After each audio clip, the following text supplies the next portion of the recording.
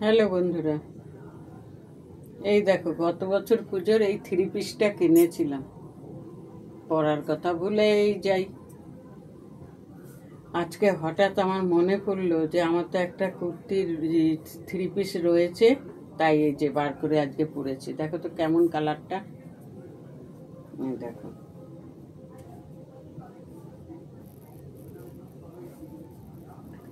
সুন্দর।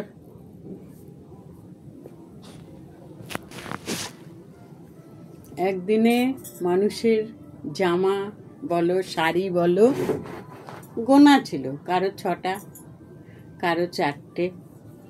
তখন তাদের জামা প্যান্টের একটা হিসাব থাকতো, শাড়ির হিসাব থাকতো। এখন প্রত্যেক কটা মানুষের দেখবে অগুন্তি জিনিস থাকে, যার জন্য তাদের কোনো হিসাবই থাকে না কোনটা আছে কোনটা নেই। কিন্তু জামা প্যান্ট পরতে যাও, এটা না পরবো না, ওটা না পরবো না। কিন্তু তখন ওই 4টের থেকেই একটা বেছে পরতাম আমরা, যে না এটা ভালো, এইটাই পরে বেরোবো। আর এখন অগুন্তি আছে, তো এটা ভালো না, ওটা ভালো না, সেটা ভালো না। তা মানুষের যে যত পাবে তার তত লাগবে। আমাকে দিয়েই দেখো না কত রয়েছে, আবার অগুন্তি কতগুলো কিনে নিয়ে আসি। তা আমার মতন এরকম অনেকেই আছে। আর যারা কিনতে ভালোবাসে তাদের তো কোনো কথাই নেই। যাই হোক, আজকে আমার মনটা খুব ভালো আছে। তীর্থে যেতে হবে, তা জামা কাপড় পরে নিয়েছি। ফোন দেখার তো সময় পাই না, তোমরা তো সবই জানো।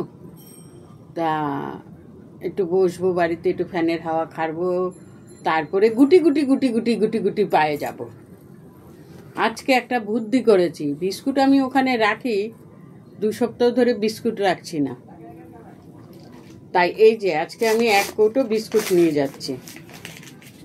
চা খেতে খেতে 9টা বেজে যায়। তা ব্রিটানিয়া থিন এই যে 1 কৌটো নিয়ে যাচ্ছি, আবারও এটা শেষ হলে নেব। তার কারণ কি জানো, দাঁত মাজি আমি 5:30 6টা এরকম সময় দাঁত মাজি, সেই চা খাওয়া খাই 9টায়। এটাও ঘটনা, সরকারি চা যখন দেবে তখন খেতে হবে। ওইটা তো সরকারি চাকরি করি, সরকারি চাকরিতে যখন তাদের টাইম হবে তখনই তো দেবে। এটা কি আমার ইচ্ছে মতো হবে? কখনোই না। আর ওটা আমি করতেও চাই না। তা এই যে বিস্কুট নিয়ে গেলাম, সকালবেলা দাঁত ফাত মেজে চান ঠান করে। আরে 4টে বিস্কুট দিয়ে জল তো খেতে পারবো। আর দাঁত মাজার পরে না তখন মনে হয় একটু চা একটু বিস্কুট খেলে ভালো হতো। যাই হোক, এই বানরটাকে দেওয়ার পরে আর বিস্কুট কিনিনি, কিন্তু আমি চিড়ে ভাজা কিনে ওখানে রাখা আছে আমার। তাই এই বিস্কুটটা আমি কিনে নিয়ে যাচ্ছি। আর আজকে আমার বন্ধুর সাথে আমি দুপুরবেলা খেয়েছি না, শান্তিভাবে খেয়েছি, বুঝেছো। আমার কাকিমাও না জানো কি খুশি।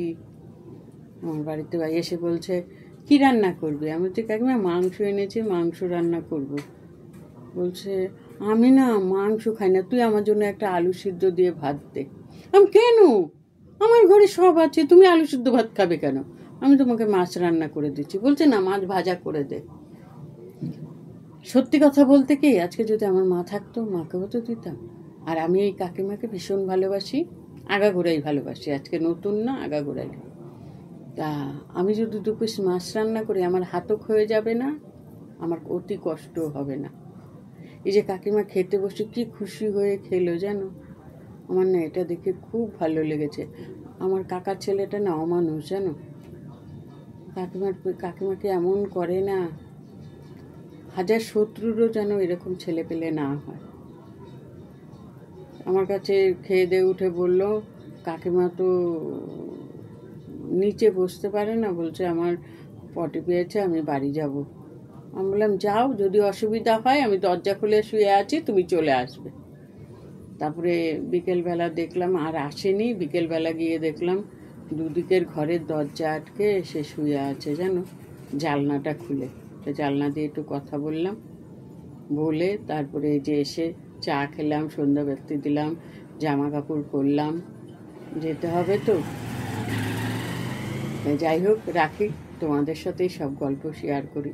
কি করব বলো, তোমাদের ছাড়া আমার কেউ আছে? ওই জন্যই তোমরা কেউ রাগ করো না জানো, ঠিক আছে? আমি রাখি, আবার আসবো অন্য কোনো ভিডিওতে।